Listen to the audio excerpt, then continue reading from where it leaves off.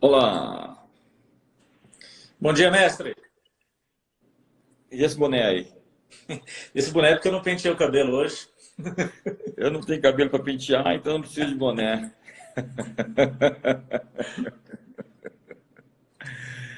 E aí, como é que estamos? Mestre, estamos levando. Eu acho que a gente tem momentos oportunos agora de criar algo que ainda não existe, impactar as pessoas de um jeito que elas não foram impactadas. Esses dias mesmo eu assisti uma live sua junto com o pastor Jefferson e foi um negócio assim, para mim, eu falei com ele hoje até, foi poderosíssimo. Então, é um momento que a gente está tendo de impactar muito mais pessoas. Por exemplo, agora tem 502 pessoas, daqui a pouco tem 1.000, tem mais, todos os dias. Então, a gente É está verdade. vendo essa tragédia e transformando ela em um propósito. Simples assim. Que show, Márcio. Nós estamos realmente empolgados. Eu entendo que a gente está vivendo um momento de muitos desafios. Não é fácil esse momento para ninguém. Estamos todos sendo provados de alguma forma. Precisamos nos reinventar, criar novos caminhos, oportunidades. Hoje a internet se tornou esse grande movimento de instrumentalização da pregação do evangelho e com isso nós precisamos não deixar essa peteca cair, não deixar essa atmosfera que está tentando nos engolir ser mais forte do que existe dentro de nós. Precisamos de muita inteligência emocional, Márcio. Fala um pouquinho Demais, para bispo. nós. Demais. Até porque alguns princípios da neurociência dizem o seguinte, que a partir de experiências que nós vivemos e observações que fazemos, o nosso cérebro produz informações que serão alimentadas lá na nossa mente e que no futuro, breve, serão utilizadas pelo nosso cérebro para dar significado para aquilo que a gente está vivendo. Eu já vi o senhor ministrando sobre isso, eu aprendi isso com o senhor. A Lisa Feldman, uma neurocientista americana, ela diz o seguinte, que quando nós estamos diante de um desafio, o nosso cérebro vai ao passado buscar histórias semelhantes para dar significado para aquele desafio que a gente está enfrentando. Só que hoje nós estamos vivendo um momento, e esse momento, que são as nossas experiências e observações, esse momento produz informações. Se a gente aceitar todo tipo de informação, o nosso cérebro no futuro vai pegar a informação que hoje nós aceitamos para dar significado para um conflito que a gente vai ter no futuro. Então, é um momento das pessoas terem cuidado com o tipo de informação que elas acessam. Se a gente ligar a televisão e ficar assistindo, a gente vai ficar contando mortos, contando o número de feridos, número de contaminados. E aí eu vou ficar contando mortos, mortos, mortos, mortos. E eu costumo dizer o seguinte: se você já sabe o que você tem que fazer com relação ao vírus, se você já sabe como é que você se protege, protege os seus pais, protege os idosos que você ama, as pessoas que você cuida, você não tem mais nada para ficar procurando, a não ser ficar contando mortos. E isso vai ser utilizado pelo cérebro Na internet. na área familiar. Vamos Então, lá, é hora internet. de assistir lives como essa. Ouvir o senhor, ouvir as pessoas que o senhor está convidando aqui. E para quem está chegando aqui e me segue, não segue o JB Carvalho, JB Carvalho é meu bispo, é o meu mentor. Eu ando com ele já tem 13 anos. E eu posso dizer, um ano com ele, as orientações que eu recebo dele, eu avanço 10. Um ano de orientação, eu avanço 10. Ouvir as coisas certas das pessoas certas faz você avançar mais do que as pessoas comuns, mais do que as pessoas no dia a dia. Que lindo, Márcio. Obrigado. Você está falando sobre contar histórias para si mesmo, né? Nós contamos muitas histórias a partir desses fragmentos que ficam ali perdidos na nossa memória. Então, nós começamos a construir aí um quebra-cabeças e tentar dar uma explicação racional, inteligente a tudo aquilo que nós vimos, ouvimos, sentimos, cheiramos, essas portas, essas janelas da alma, né, que são os cinco sentidos, sem falar essa questão transcendente, que também metafísica, que interfere no nosso sistema de crenças. Então, a partir disso, você vai contando histórias de como você vai morrer, de como você pode ficar sem dinheiro, de como você pode ficar sem seu casamento, de como sua esposa pode te trair. É incrível como Jó, lá na Bíblia, diz: o que eu temia me sobreveio. Aquilo que ele temia, ele acabou provocando. Ele oferecia sacrifícios pelos filhos, ele desconfiava que as festas dos filhos, as raves dos filhos, não eram muito santificadas. Então, ele, em vez de ir lá e conferir com os filhos o que estava acontecendo e confrontá-los, ele ficava oferecendo sacrifícios para os seus filhos, achando que aquilo ali ia resolver. E então ele perde seus filhos, perde sua família, perde sua saúde, perde todas as coisas. Satanás tem um encontro com Deus, ele faz um pedido de uma permissão para Deus tocá-lo, dizendo que Jó estava tudo muito bem com ele. E Jó depois descreve o seu drama, a sua tragédia pessoal, e só fica a mulher dele. Alguém disse que a mulher dele ficou porque era a maior tentação da vida dele, já que ela disse, amaldiçoa teu Deus e morre. Não, brincadeira. A mulher ficou. Cláudio Duarte disse que a mulher ficou, ela não foi embora. Ele perdeu tudo e a mulher ficou até o fim, depois lhe deu mais 3 filhas, que eram as filhas mais bonitas de todo o Oriente. Mas o meu ponto é, Saul temia tanto um golpe de Estado que ele atacou o seu homem mais honesto, mais fiel, que era Davi. Então, ele tentou acertar uma lança sobre Davi e perseguiu Davi como um cão por 12 anos. E ele, no final de tudo, se matou, ou seja, ele provocou o que ele temia. A Bíblia está cheia de narrativas de pessoas que contaram histórias para si, boas ou ruins. Nabucodonosor disse para si, essa é a grande Babilônia que edifiquei para a casa real, e a glória do meu reino, e depois ficou maluco, ficou chapado, ficou louco, porque quando a riqueza não tem propósito, ela se torna um bezerro de ouro, e as pessoas ricas que não têm o que fazer com esse dinheiro, elas acabam se perdendo, enlouquecendo. É como diz aquele texto lá de Lucas capítulo 12, louco, essa noite pedirão a tua alma e o que tu tens preparado, para quem serás. Eu quero saber para quem vai ser o que está sendo feito aí por esses déspotas e tiranos, o que eles esperam manter depois de morrer. Como diz, na morte do John D. Rockefeller, o New York Times, o Washington Post, todos eles estavam perguntando quanto que Rockefeller deixou? Era o homem mais rico da sua geração. Quanto que Rockefeller deixou? Então, o seu contador respondeu, Rockefeller deixou tudo, não levou nada. Uau! Então, se você acha que vai levar alguma coisa para a eternidade, nessa perspectiva material, pergunte ao coveiro. Né? E tem muita gente hoje se questionando sobre isso. O coveiro sabe muito bem como as pessoas morrem sem nada. Então, as pessoas estão contando histórias para si. Esse é um ponto que eu vou deixar para você, que você trabalha muito sobre ressignificar a história das pessoas. Mas tem outros textos bíblicos. Lúcifer disse para si, ele conversou consigo, subirei acima das estrelas dos céus, lá estabelecerei o meu trono, serei semelhante ao Altíssimo. O filho pródigo, quando estava lá no fundo do poço, ele disse para si, ele contou uma história para si, na casa do meu pai há tantos empregados que vivem melhor do que eu, então voltarei ao meu pai. Esse foi o início da revolução dele, ele contou uma boa história para si. E direi a ele, trata-me como um dos teus servos. Pequei contra os céus e diante de ti, trata-me como um dos teus servos. Entenda que quando ele encontrou o pai nem deixou ele terminar essa história. No momento em que ele chegou, o pai o abraçou.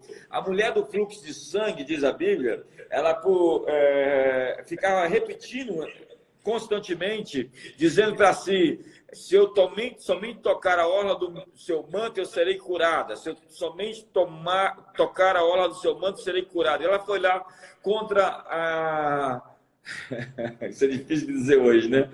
Contra todo o código sanitário daquele momento em Israel, que não permitiu a mulher que tinha sangue correndo no corpo, poderia contaminar outras pessoas, ela invadiu a multidão.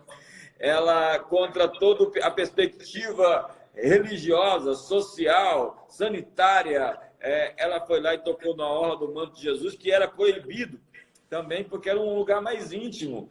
E só podia uma mulher que fosse filha, um parente próximo, tocar ali na orla do manto de Jesus. Jesus disse, filha, a tua fé te salvou. A inteligência emocional de Jesus é incrível.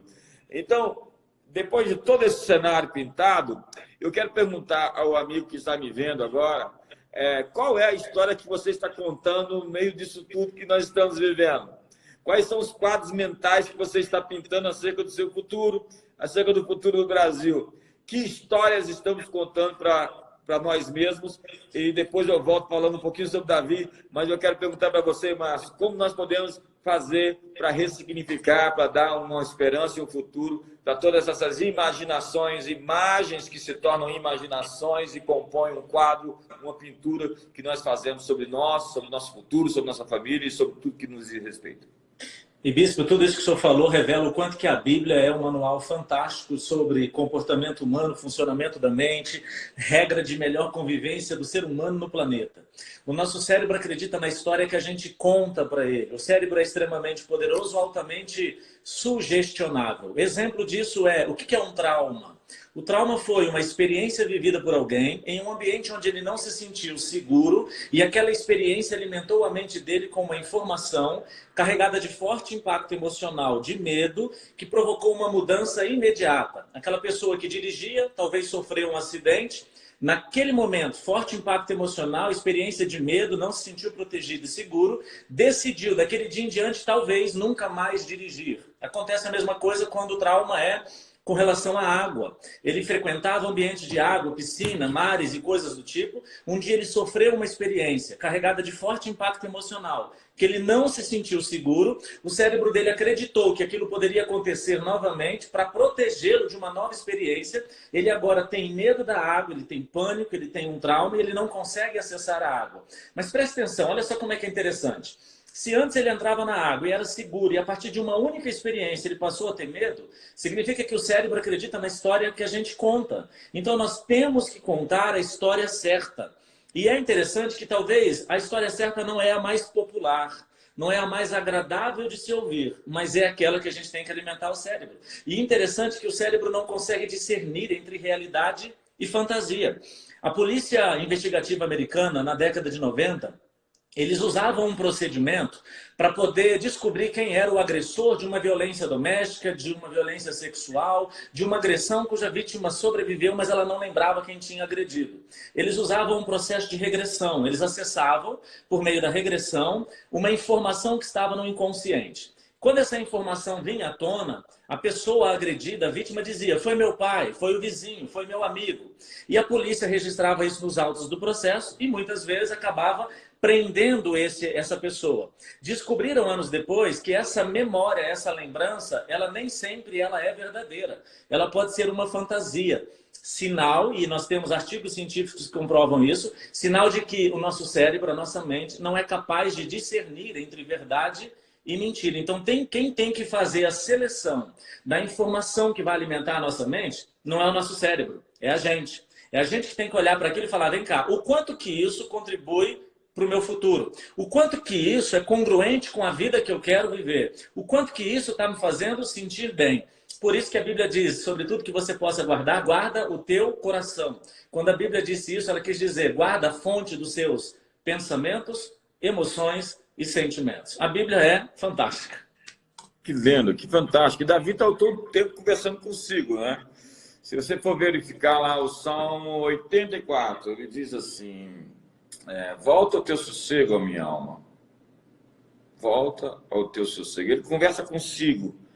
Ele fala para si: aquietai-vos e sabei que eu sou Deus. O Salmo 121 é uma declaração, né, sobre isso. O Salmo 103, ele diz: bendize a minha alma ao Senhor e tudo que há em mim, bendiga o Senhor. Ele está dando ordens para si. Por que te abates, Salmo 42, ó minha alma? Por que te perturbas dentre mim? Espera em Deus, porque ainda o louvarei, meu auxílio e Deus meu. O tempo todo Davi está falando para si, como diz Josué capítulo 1, verso 8: não cesse de falar no livro dessa lei, antes medita nele dia e noite para fazeres prosperar o teu caminho. Não cesse de falar. Dizer é afirmar. Afirmar é tornar firme, é materializar, é molecularizar, é substanciar. Então, o tempo inteiro você está conversando consigo. A pessoa com quem você mais conversa é consigo. Você deita à noite e fica lá conversando consigo. E aí você dorme. E aí você vai continuar conversando com você. E o aspecto do sonho é incrível, porque aquilo que está lá guardado na memória, como o Márcio acabou de falar, vai te visitar.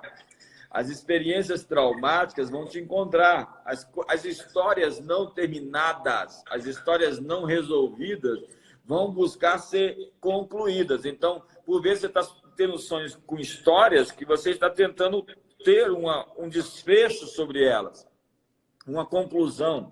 E o sonho revela muito disso, aquilo que ainda está mal resolvido na sua vida. Às vezes você sonha com alguém ou com algo que são histórias que ainda não estão completadas e que precisam de uma definição, de uma resolução no mundo real da vida. Então, sonhos apontam para situações que nós precisamos resolver. O seu sonho fala muito mais sobre você do que sobre os outros. Está falando sobre o seu mundo interior. Então, quando você dorme, os seus fantasmas, as suas assombrações submersas acordam e vêm aparecer, seus medos se manifestam, suas fobias e situações também mal resolvidas. Perfeito, Bispo. Tem um livro chamado Ciclo da Autossabotagem. Ele diz que sonhos repetitivos revelam situações do passado que ainda não foram resolvidas por você. O quanto que isso é poderoso, né? Agora, só para a gente continuar falando da informação, eu tenho assim, eu falo isso nos meus treinamentos, tem muita gente que não gosta, mas é aquela questão de, eu falo, se você acha que é importante, você que está assistindo, pega, guarda para você. Quem decide se essa semente vai prosperar na sua mente é você, não sou eu, você que decide. Só que o medo ele não existe, ele é fruto da sua imaginação. Muitas pessoas ao longo da vida confundiram o conceito de medo com prudência. Alguém um dia decidiu falar que o medo protege. Não, o que protege é a prudência. Então, etimologicamente, são coisas diferentes. Medo paralisa. Imagine uma criança com 10 meses de idade engatinhando e tem um precipício, tem um degrau, tem um cachorro violento na frente. Ela não tem noção nenhuma daquilo que vai acontecer. Ela vai diante do cachorro porque ela não tem a experiência. A neurociência diz que o nosso cérebro não consegue processar aquilo que a gente não conhece. No ano passado, no final do ano, eu estive nos Estados Unidos e passei pela cidade de Las Vegas e fui assistir o Circo de Solé. Durante o Circo de Solé, a gente está assistindo e o meu assento começa a tremer, começa a balançar. Na mesma hora eu falei assim, o Davi, meu filho, está chutando o assento, ele está brincando. Olhei, não era o Davi. Pensei, deve ser 3D. Alguma coisa nesse teatro tem movimento na cadeira que coincide com o que está acontecendo no palco. Só que como mexia a cadeira, não era coerente com o que estava acontecendo no palco. Eu olhei para o teto e um lustre do teto estava balançando. Eu pensei, alguém vai descer. Então agora é uma parte da peça que alguém vai descer do teto. Por isso que está tremendo. Eu pensei que fosse o Davi chutando a cadeira, eu pensei que fosse 3D, eu pensei que fosse alguém que estava descendo do teto. De repente, nada disso aconteceu. Eu olho e vejo vários japoneses com o celular ligado, um falando com o outro e indo embora correndo. Na hora eu pensei, terremoto. Se dependesse da minha análise rápida para eu sobreviver, eu não teria sobrevivido. Mas por que eu demorei tanto tempo para entender que aquilo era um terremoto? Porque o meu cérebro não tinha nenhuma experiência sobre aquilo. Eu não tinha vivido até então nenhuma informação. Eu não estava preparado cognitivamente e emocionalmente para entender aquilo. Isso explica aquilo que a neurociência diz. O nosso cérebro só processa aquilo que nós conhecemos. Aí o senhor falou dos sonhos. Por que nós sonhamos à noite sonhos repetitivos que nos causam dor? Porque são coisas da nossa história que ainda não foram resolvidas. Então, olha para a Bíblia, olha para o funcionamento da mente. Se você que está em quarentena hoje quer uma indicação de um livro para você ler, leia a Bíblia. E leia a Bíblia junto com o livro do JB, que é Metanoia, que isso vai mudar a sua forma de entender. Principalmente a Bíblia. Leia a Bíblia. A Bíblia é um livro sobre sonhos, né? José sonhou, projetou o seu futuro, viu uma foto do seu futuro, né? O midianita sonhou com um pão de cevada que dava no arraial do capitão da guarda, do líder do exército. E daqui a pouco está Gideão ouvindo ele contando a história. Eles roubaram o pão 40 anos. Daqui a pouco começa a sonhar com cevada, com pão de cevada dando no arraial, trazendo a sentença, o juízo de todos os atos praticados ilicitamente pelos seus ancestrais e por ele mesmo. Então, na verdade, o pecado encontra aquele que o pratica, né? É um encontro inevitável de semeadura e colheita, a não ser que haja arrependimento e o exercício da misericórdia. Voltemos a Davi. Davi vive falando consigo. Erasmo de Roterdã dizia, no seu elogio à loucura, se não tem ninguém que te elogia, elogia-te a ti mesmo. Né?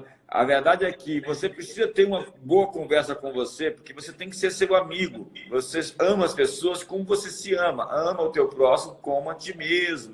Então, quando você tem autoestima e valor próprio, você respeita e dá valor próprio às pessoas. Quando você tem pouca autoestima, você menospreza e subestima as pessoas. Quanto mais valor você dá às outras pessoas, mais valor interior, mais autoimagem resolvida você tem. E a autoimagem é o volante que guia, que dirige a sua vida, dizia Maxwell Maltz no seu livro Psicocibernético. A sua autoimagem, a sua autoestima dirige a sua vida. É a maneira como você se trata. Então ele dizia, faça da sua mente um mundo criativo ao invés de uma jaula, né?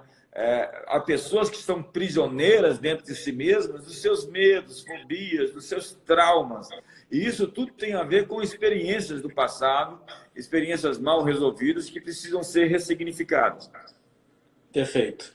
E o ressignificar é reprogramar. As pessoas perguntam muito para mim como ressignificar crenças limitantes. E eu tenho que explicar para elas como é que as crenças são construídas. Todos nós temos um potencial. Entramos em ação. Se essa ação não foi assertiva, ela gerou um resultado negativo, um resultado ruim. A partir desse resultado, eu começo a acreditar que aquilo vai se repetir. É assim que a gente cria uma crença. Como ressignificar isso? Entrando em ação de forma certa, gerando um resultado positivo. Eu costumo dizer para os meus clientes que o nosso cérebro precisa de uma única escolha certa hoje para anular todas as erradas anteriores. Aí tem gente que diz, não, eu não concordo com você. Então vai reclamar com Jesus que lá na cruz decidiu salvar uma pessoa por uma única escolha certa. Porque ele errou talvez a vida inteira, aquele ladrão, mas fez uma escolha certa. E todas as escolhas erradas anteriores foram anuladas. E isso não é só espiritual, isso também é cognitivo, isso também é emocional. Deus fez a gente de um jeito tão perfeito que o nosso cérebro precisa de uma única história de vitória hoje para a gente se sentir forte novamente. É aquilo que o senhor fala, para a frequência aumentar, para a gente se sentir bem, para sair arrebentando, voando. É isso aí, a frequência é muito, né? Porque você... Hoje fala de flow, né, Márcio? Aproveitando um pouquinho desse negócio de frequência, vai falar de flow. Flow é aquele estado, segundo aquele psicólogo positivista, da psicologia positiva, que eu nunca consigo falar o nome dele, Mihaly não sei o quê. Mihaly Csikszentmihalyi. Mihaly Csikszentmihalyi. Você sabia que você falava alguma coisa perto do japonês? Então, ele fala muito sobre esse estado de criatividade, quando você entra nesse ambiente de fluxo, né? Eu ouvi o Tony Robbins dizendo sobre quando o seu ritmo cerebral está em acordo com o seu ritmo cardíaco, quando você consegue ter essa sincronia de mente e coração, você consegue assumir um estado de produtividade. Fala um pouquinho mais para a gente sobre o flow. Eu costumo dizer que o flow é um presente divino por você ter se submetido à vontade do seu Criador. Quando você decide fazer aquilo que você realmente nasceu para fazer, Deus te recompensa com um flow. No flow, a sensação de tempo parece que não existe, a dor vai embora, a criatividade é plena. E esse flow, ele manda o seu cérebro automaticamente produzir 5 neurotransmissores. Esses 5 neurotransmissores produzidos ao mesmo tempo faz você inconscientemente acessar a memória de longo prazo, buscar tudo que você um dia armazenou ali para produzir uma resposta extremamente assertiva quando você responde aquela questão com as informações que você acessou pela mudança de estado consciente, ativadas pelo flow e pela produção de 5 neurotransmissores. Você responde, termina de responder, as pessoas perguntam para você, vem cá, por que você fez isso? Aí você fala, não sei. Por exemplo, bispo, isso aí não é porque eu estou falando com o senhor, não. Já falei até com os meus clientes. Tem momentos que eu vejo o senhor ministrando que dá para ver a hora que o senhor entra em flow. Dá para ver a hora que o senhor acessa, faz a mudança de estado consciente, acessa informações que as pessoas começam a atmosfera, a conexão, a frequência das pessoas começa a subir junto com a sua. Mas por quê? Porque foi um presente que Deus te deu pelo senhor ter assumido um propósito que não é seu. É dele, é de Deus. Agora, olha o tanto que isso é poderoso. Steve Jobs descobriu a mudança de estado consciente, como ela é ativada pela produção de 5 neurotransmissores. E eu expliquei aqui que essa produção de 5 neurotransmissores acontece quando você está em flow. E flow combina o seu propósito e a sua vocação, a sua identidade com aquilo que você realmente faz. Então você ativou de forma natural. Steve Jobs descobriu que esses 5 neurotransmissores podem ser produzidos pelo uso de drogas. E na rede de televisão americana, quando ele era vivo, em uma entrevista ao vivo, ele disse que ele recomendava o uso de uma droga específica para os gestores dele, para que eles aumentassem a criatividade. O que Deus fez de forma natural, o inimigo tentou fazer de forma sintética. Por isso que eu não falei quais são os 5 neurotransmissores. Por quê? Porque tem gente aqui que, quando entender quais são os 5 neurotransmissores, não vai querer fazer do jeito natural de Deus. Vai querer fazer do jeito artificial do diabo. E que sempre tem uma conta, sempre tem um resíduo, né? Você alcança aquilo, mas você tem uma ressaca, você tem uma rebordosa, você tem uma sobra, que é uma conta para ser paga por conta daquela mudança da coisa natural que deveria acontecer, desse fluxo divino, essa graça, né? Esse favor.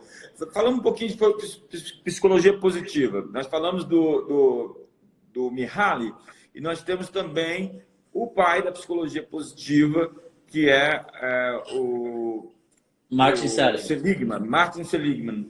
E ele vai falar sobre a epifania que ele teve quando ele encontrou sua filha jogando as folhas que ele catava para o ar, e ele gritou com ela. Quando ele grita com ela, ela tem 5 anos e dá uma bronca no pai. Diz: papai, eu, quando tinha 3 anos, era resmungona como o senhor. E prometi para mim mesmo que quando eu chegasse nos 5, eu pararia de reclamar. Se eu conseguir parar de reclamar, o senhor também para. Ele disse que aquilo foi um êxtase, né, para ele. Aquilo mudou a sua perspectiva. Seligman foi presidente da Associação APA, Associação de Psicologia Americana, por algum tempo. E nesse período ele renorteou a política da psicologia, que era muito vocacionada para tratar o doente, encontrar o louco. Vamos fazer aqui uma análise. Eu estudei psicologia um tempo e eu passei 6 meses só no período de observação. Você ficava procurando o maluco, né? Ficava olhando ali, cadê o doido? Esse cara tem alguma coisa de maluco. E a psicologia se especializou em rótulos, em estigmas, em diagnósticos. Então surgiram, segundo a APA, 200 novas psicopatologias. Então todo mundo ficou classificado em algum tipo de doença, né? Então o sujeito tinha tique, tinha toque, tinha maníaco depressivo, tinha síndrome do pânico. E Seligman disse: nós precisamos realmente restaurar o que está quebrado, mas nós precisamos reforçar o que é bom na vida das pessoas. A nossa ênfase é reforçar a força das pessoas, ao invés de esmagar a cana quebrada e apagar o pavio que fumega, como diz na linguagem bíblica. Então, o Martin Seligman vai propor a perspectiva de uma nova escola de psicologia, dentro das outras variadas que existiam já, né? Gestalt, behaviorismo, funcionalismo, a própria psicanálise, e ele vai propor um novo norte. Ele vai dizer: vamos reforçar o que existe de bom na vida das pessoas. Alguns acreditam que a partir desse movimento surge toda essa cultura de coach e de movimentos de restauração que são muito apropriados, a propósito, para esse tempo onde as pessoas realmente precisam de reforço. E é isso que Jesus faz, não é isso, Márcio? Jesus olha para o Zaqueu e ele reforça o que há de bom no sujeito. A não ser com os religiosos, que eram aqueles mais difíceis de serem confrontados, porque eles já tinham toda uma tentativa de manter suas posições, segurar, lutar por espaços e tentar, assim, se manter relevantes e importantes. eles não entenderam que existia um novo movimento. Essa é uma crítica também que a gente faz a todo esse movimento de psicologia, que foi muito bom, é muito bom em determinados aspectos, mas que, por vezes, está especializado em dar diagnósticos, mostrar o que está de errado na vida das pessoas, quando nós precisamos realmente dar uma solução, oferecer portas abertas, chaves que possam destrancar a vida das pessoas. Então, eu acho que o grande ponto bíblico, quando nós encontramos a figura de Jesus como nossa teologia perfeita, é que ele está sempre mostrando soluções, é isso? Perfeito, ele está mudando o estímulo, né? Ele está tentando mostrar para as pessoas, tanto é que ele chega para as pessoas e ele diz, o que você quer que eu te faça? Então ele quer que você saiba onde você quer chegar e não de onde você quer sair. E as pessoas às vezes não sabem o que elas querem, elas sabem o que elas não querem. E esse estímulo positivo que vem da psicologia positiva traz uma mudança fenomenal na história da psicologia. A psicologia é a fonte do coaching, é a fonte de muitos estudos sobre comportamento humano. Tem um sujeito chamado indiano, radicado nos Estados Unidos, chamado Deepak Chopra. Olha o quanto que no livro dele, A Cura Quântica, ele conta um exemplo. Gente, não é que eu olho para o Deepak Chopra e concordo com tudo que ele fala, mas eu sou capaz de extrair dele aquilo que tem de bom, claro, desde que eu consiga validar isso na Bíblia. É tão interessante, bispo, que hoje eu faço o seguinte. Alguém me apresenta um contexto científico sobre o funcionamento da mente. Se eu não encontrar um fundamento na Bíblia que diz para mim que aquele conceito científico é verdadeiro, eu fico com a Bíblia e desprezo esse conceito científico. É isso que eu faço hoje. Deepak Chopra, ele fala no livro dele, A Cura Quântica, um exemplo e um estudo que foi feito nos Estados Unidos. Uma equipe médica fez um exame em um paciente, descobriu que ele tinha um tumor, isso é hipotético, tá? E agora eles vão fazer um procedimento cirúrgico. Fazem uma anestesia geral nesse paciente e quando eles abrem o paciente, eles percebem que o tumor é bem maior do que era no exame, de que a chance dele sobreviver é muito pequena e eles começam a comentar entre a equipe durante a cirurgia, lembrando que o paciente está com anestesia geral. Perceberam que pessoas que participaram de procedimentos cirúrgicos, onde a equipe médica fez durante a cirurgia comentários negativos sobre a recuperação do paciente, por uma descoberta de momento, mesmo que seja real, mesmo que seja verdadeira, esse paciente não conseguiu se recuperar como aqueles que não ouviram esse tipo de estímulo. Conclusão do estudo, a orientação que eles dão nos cursos de medicina nos Estados Unidos hoje é: percebeu que o problema é mais grave do que você achava que era, mesmo que o paciente esteja em um procedimento cirúrgico e esteja anestesiado completamente, não é para comentar nada negativo, porque a mente dele ouve, acredita na história que foi contada e reage proporcionalmente àquilo que o cérebro acreditou. E a psicologia positiva troca o foco na doença para o foco na solução. Por exemplo, uma das fases da autossabotagem, eu explico isso nos meus treinamentos, eu estou fazendo uma semana chamada Quarentena Maestria Emocional. Quem me segue já sabe, tem um link lá na bio do meu Instagram, é totalmente gratuito. Uma das fases, eu vou explicar tudo isso lá na Quarentena Maestria Emocional, uma das fases da autossabotagem é reclamar. Ou eu reclamo do evento de injustiça, ou eu reclamo da pessoa que contribuiu para a construção desse evento de injustiça, ou eu reclamo de tudo e de todos. Por exemplo, homem é tudo igual, mulher é tudo igual, são frases de pessoas machucadas. Acredite, homem não é tudo igual, mas talvez os que você colocou na sua vida foram todos iguais. Mas por que eu fiz isso? Eu explico isso na quarentena. Agora, o reclamar machuca ainda mais. E a psicologia positiva vem para quê? Muda o foco. Coloca o foco na solução. Vamos receber o estímulo correto. Porque o que provoca cura não é a dor. Eu quero trazer à lembrança aquilo que me dá esperança. E o que a neurociência diz sobre lembrança? Lembrança é uma reconstrução do passado. E a neurociência ainda diz mais. Quando eu reconstruo por meio de uma lembrança, eu estou reconstruindo metabolicamente e emocionalmente o evento quando ele aconteceu. Haverá uma secreção hormonal no seu cérebro que vai reproduzir os mesmos neurotransmissores que foram produzidos quando você sentiu aquela dor. Porque você lembra de algo que ainda não foi ressignificado. Você ainda está lembrando da dor. Então, a psicologia positiva, ela veio realmente para sarar, e para mim a figura de Jesus é a figura perfeita para representar tudo isso. Uma das coisas que eu sempre digo é Augusto Cury. Eu encontrei o Augusto Cury esses tempos atrás, lá na nossa comunidade em Fortaleza, e ele me contou algumas coisas sobre a experiência dele com Jesus. Ele escreveu uma série de livros sobre o Mestre Inesquecível, enfim. Ele encontrou na Bíblia alguém com uma inteligência emocional que não poderia ser explicada de maneira ocasional, de maneira natural. E eu cheguei a uma conclusão que se eu não me convertesse a Jesus, como me converti de uma maneira transcendente, metafísica, por um encontro pessoal, eu me converteria lendo história. A história mostra Jesus como o grande, maior personagem de todos os tempos, isso é inquestionável. Eu não quero falar sobre isso, poderia falar muito sobre isso. Mas eu me converteria também a Jesus lendo os evangelhos e vendo a inteligência emocional de Jesus. É incrível como ele trata cada pessoa de maneira tão pontual e cirúrgica. O leproso chega lá e diz para ele: se tu quiseres, tu podes me limpar. Ele até acreditava ele só acreditava ele acreditava que Jesus podia, mas ele não sabia se ele queria. Há muita gente que acredita que Deus pode, mas não sabe se Deus quer. Então Jesus tocou no leproso e disse: quero ser limpo.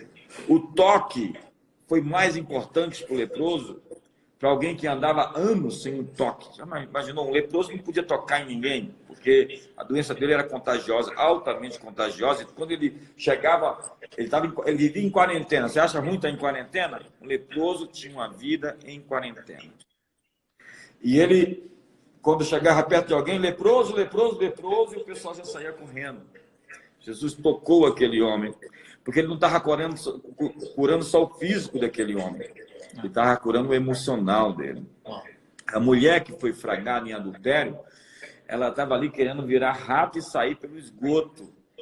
E Jesus diz: quem não tem nenhum pecado, atire a primeira pedra. Foram saindo desde os mais velhos até o mais moço. Jesus ficou sozinho com ela.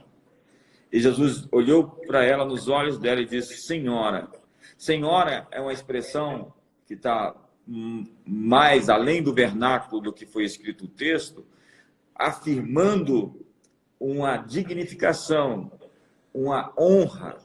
Senhora, ali, o termo usado por Jesus era o termo que ele usaria para falar com a sua mãe, com uma alta autoridade.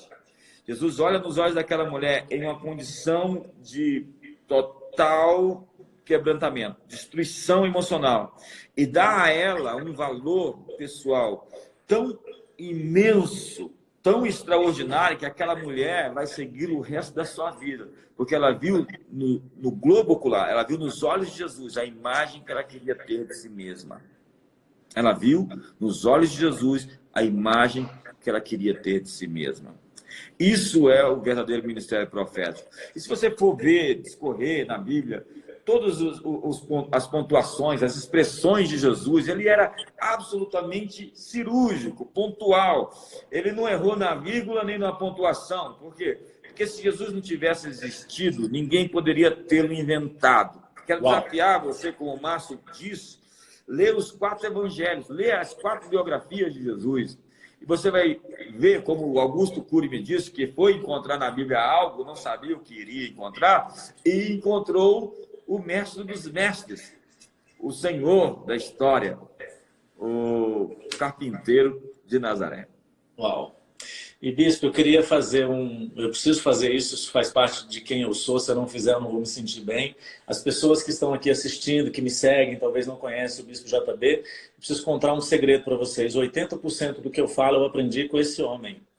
80% foi me submetendo, ouvindo, lendo, orientado por ele. Por exemplo, a gente vai conversar com o Bispo JB, ele ouve, ele vem com uma palavra que revela tudo. Então, você que está assistindo, você precisa de um mentor. E se você acha que eu tenho alguma verdade para te dar, a verdade que eu quero te dar é: siga JB Carvalho, tenha ele como mentor, acredite no que ele está falando, porque você tem, nessa quarentena, um grande momento de se reconstruir, de mostrar para o mundo quem você realmente é. Por exemplo, é nesse momento que a gente está com a esposa, com o marido, com os filhos e talvez pessoas que nós ferimos e fomos feridos. E agora não é o momento de ferir, agora é o momento de olhar para tudo isso e provocar o quê? A cura, para quando a quarentena terminar, você ter a vida que você merece, ao lado da mulher da sua mocidade, do seu marido, dos seus filhos, porque eles precisam de você pleno. Porque assim como um pássaro nasceu para voar, seus filhos, sua esposa, você, nasceram para amar e ser amados. E se você não amar do jeito que eles precisam hoje, no futuro, eles vão reivindicar esse amor em outras pessoas. Eles serão eternos carentes. Eu costumo dizer, bispo, que é igual o Coringa, do filme O Coringa, porque a gente olha para o Coringa e vê os excessos, o bandido, o mentiroso, o assassino, o corrupto. Mas o que é Coringa? O Coringa é fruto do amor que ele não recebeu das pessoas que tinham que amá-lo. Coringa é fruto do amor que não recebeu de uma mãe que ele não teve, de um pai que ele nunca conheceu, e de toda a expectativa que ele coloca de ser amado por um apresentador de televisão que usa a imagem dele para zombar dele. Então isso não justifica os crimes, não justifica o erro que ele cometeu, mas explica por que ele fez isso. Então esse é o momento da gente construir a nossa base em amor, emocionalmente sarados, dentro da nossa família, no relacionamento com os filhos, com o cônjuge, para quando a quarentena passar, a gente exalar, a gente transferir, a gente amar pessoas de maneira incondicional para dar a elas a chance delas construírem a sua melhor história. Que lindo, Márcio. Obrigado. Obrigado por participar aqui desse momento comigo. A gente podia fazer isso mais vezes, fazer sempre. E espero que essa crise passe rápido, né? A minha expectativa é realmente que isso realmente tenha um tempo encurtado, a fim de que a gente possa voltar à normalidade e viver a vida que Deus nos chamou para viver. Mas enquanto isso, como disse o Márcio, aproveite, né? Troque o controle remoto da televisão por um livro, né? O Márcio citou aqui a Lisa Feldman, ela fala sobre emoções são construídas, emoções são produzidas, são fabricadas, elas não são inatas, né? Alguma coisa você sempre nasce com... Na psicologia do desenvolvimento se discutia o que era natural e o que era adquirido.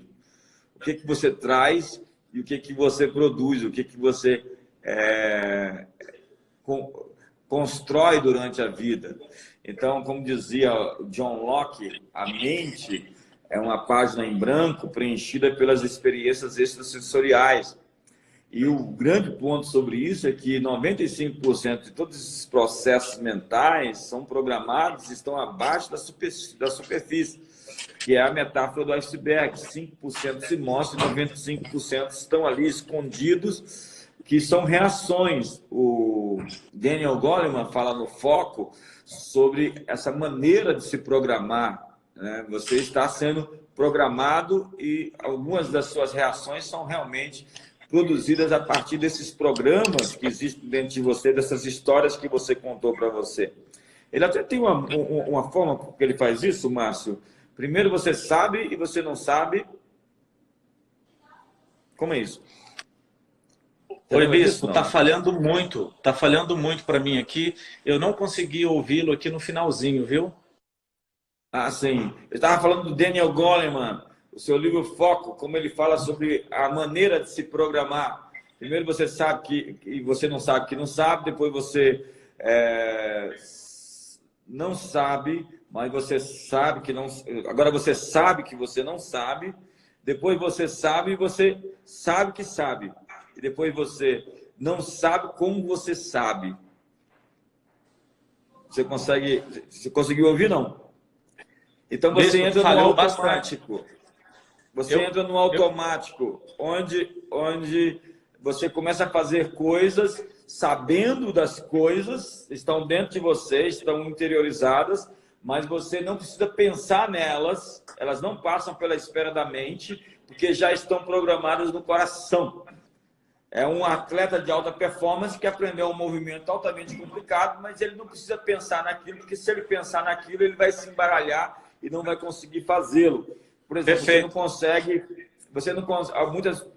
se torna instintivo. Você freia instintivamente quando você vê um carro na frente, não passa pela mente. Você dirige, você passa marcha, você não precisa pensar para passar marcha. Você está ali programado para esse tipo. Isso programa muitas coisas na nossa vida são programadas sem que a gente tenha consciência disso. Perfeito. A programação mental ela pode acontecer de duas formas. Eu posso programar minha mente de forma gradativa e posso programar a minha mente de forma imediata. A programação de forma gradativa tem 4 passos e acontece gradativamente e provoca uma mudança também gradativa. É muito comum a gente reprogramar a mente dos nossos filhos de forma gradativa. Agora, um adulto que precisa de resultado mais rápido, ele pode programar, ou seja, reprogramar a mente de forma imediata. Só que para isso, ele precisa alimentar a mente dele com uma informação carregada de forte impacto emocional. Sobre as crianças, eu tenho uma dica muito legal para dar para os pais e que eu expliquei recentemente em um vídeo que eu disponibilizei aqui no Instagram, no IGTV, que é o seguinte: ao invés de chegar para o seu filho, quando for colocá-lo para dormir e perguntar para ele, ou falar para ele, filho, você me ama? Eu te amo? Não faça isso. Diga assim, filho, você se sente amado pelo papai? Você se sente amado pela mamãe? E ele vai te responder sim ou não. E quando ele responder sim, você diz para ele, filho, o que aconteceu hoje que o papai fez que você se sentiu amado? Você está fazendo ele lembrar do momento que ele se sentiu amado. Essa lembrança está reconstruindo metabolicamente e emocionalmente na mente dele como ele se sentiu, quando ele se sentiu amado por você, na hora em que ele está dormindo. A última informação do dia é a mais importante para o cérebro selecionar de tudo que nós aprendemos hoje, o que ele vai mandar para a memória de longo prazo. Então, esse pai que chegou para o filho e diz, filho, você se sente amado pelo papai? Sim, papai, eu me sinto amado por você. Filho, o que o papai fez hoje que fez você se sentir amado? Aí o filho fala assim, você me abraçou. Aí agora o que você diz? Você diz como você se sente fazendo aquilo. Seu filho foi dormir com a informação de que, além de um pai, ele me ama, eu estou protegido. Em que momento que nós fizemos isso? Antes do nosso filho dormir. Em que momento Deus falava com Adão e Eva? Na viração do dia. Eu costumo dizer que Adão e Eva moravam aonde? Na zona rural ou zona urbana? Zona rural. E na zona rural, no Éden, as pessoas dormem que horas? Quando o sol se põe. Deus falava com Adão e Eva na viração do dia. Viração do dia era o momento do dia onde naquela região, onde supostamente é o Éden, tinha uma corrente de ar. Isso acontece no final do dia. A última informação que ia para a mente de Adão e Eva era a informação de que eles tinham um pai que estava ali para protegê-los, guiá-los, orientá-los e amá-los. E o nosso cérebro, enquanto a gente dorme, vai processar informações a partir, essencialmente, da última. Eu costumo dizer que se a gente quer programar a mente dos nossos filhos para eles serem pessoas independentes emocionalmente e não dependentes e fazerem escolhas a partir de tudo que nós vamos ensinar, a gente tem que fazer eles sentirem o nosso amor. Agora tem uma coisa importante. E se o seu filho falar, não, eu não me sinto amado por você? Aí eu tenho uma dica para fazer você recuperar isso. Mas aí você vai ter que participar da Quarentena Maestria Emocional, clicando lá no meu link da biografia do meu Instagram, que eu dou continuidade nisso lá. Show, Márcio, show. Eu costumo ouvir o Bill Johnson falando sobre essa questão de ter uma experiência com a presença de Deus, a consciência da presença de Deus. Então, hoje, quando você for dormir, faça isso que o Márcio falou. Tenha uma experiência com seu pai, tenha uma consciência, exercite o seu cérebro, a sua mente, suas emoções para ter consciência da presença do seu pai, a consciência da presença do seu Deus. Quando você assim faz, você se sente seguro, protegido, guardado, sustentado, provido, abençoado. Há muitas pessoas com a consciência do mal, com a consciência das trevas, com a consciência do vírus, com a consciência do ataque, da ameaça. Antes de dormir hoje, exercite a sua consciência de que o Pai, o Pai Celestial, Ele cuida dos seus filhos. É a sua viração do dia. Deus vai tomar conta de todos nós. Mas exercite essa ideia, essa possibilidade de que, não só uma possibilidade, mas uma realidade, de que Deus, Ele se mostrará forte para com aqueles cujo coração é totalmente dele. Os olhos do Senhor passam sobre toda a terra para se mostrar forte para com aqueles cujo coração é totalmente dele. Vamos orar, Márcio. Pai, muito obrigado pela vida do Márcio. Obrigado, Senhor, por esse bate-papo. E eu quero pedir hoje, Senhor, nos dá, durante esse dia, consciência da Tua presença, consciência do Teu favor, consciência da Tua misericórdia, consciência do Teu perdão, consciência da Tua justificação, consciência do sacrifício vicário, substitutivo, em que Cristo Jesus levou a pena dos nossos pecados e foi julgado no nosso lugar. Há tantas pessoas falando sobre juízo agora, mas o Senhor recebeu o nosso juízo, a nossa sentença, o nosso julgamento para nos inocentar. E hoje nós vamos ao tribunal da corte do Calvário. Nós vamos para debaixo daquela cruz para dizer que o teu sangue tem poder para nos remir, nos purificar, nos proteger. Nossas casas, nossas famílias, nossa cidade, nosso país. Oramos especialmente pelo presidente Bolsonaro e sua família, pelos seus ministros, que eles tenham as melhores, Senhor, perspectivas, expertise, sabedoria para lidar com essa crise. Abençoa, Senhor, ele com ideias. Abençoa ele com sabedoria nesse momento. Abençoa o nosso país. Abençoa cada governador de estado. Abençoa, Senhor, cada legislador. Nesse tempo de crise, Senhor, entra, Senhor, no sonho daqueles que lideram e têm poder de decisões importantes que vão afetar todos nós. E, por fim, Senhor, dá fim a esse vírus. Que ele se seque, que ele morra, que ele seja, Senhor, expulso desse planeta. Nós pedimos assim, em nome de Jesus. Amém. Márcio. Amém. Te amo, mestre. Honra a sua vida, viu? Te amo até depois do fim, até a eternidade. Obrigado, Márcio. Obrigado pela parceria. Estamos juntos. Vamos para cima. Deus conosco. Ótima tarde. Obrigado a todos vocês.